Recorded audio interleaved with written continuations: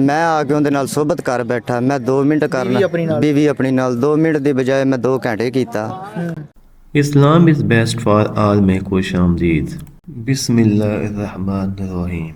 Video शुरू करने से पहले आपसे एक गुजारिश है कि हमारे चैनल को लाइक एंड सब्सक्राइब कर लें। नाज़रीन, नशा एक ऐसी बीमारी है जिसको लग जाती है वो उस घर का सत्यानाश कर देती है।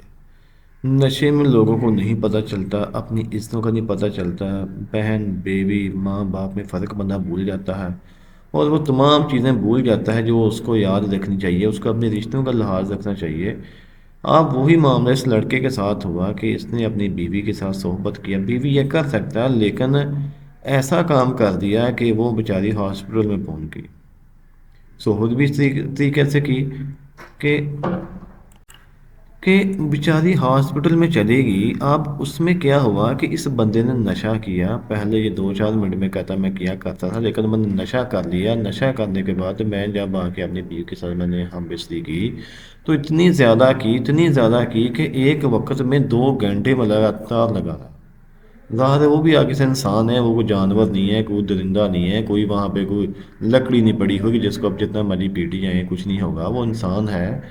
तो 2 घंटे मुसलसल करने के बाद इस बंदे ने उसको हॉस्पिटल में पहुंचा दिया।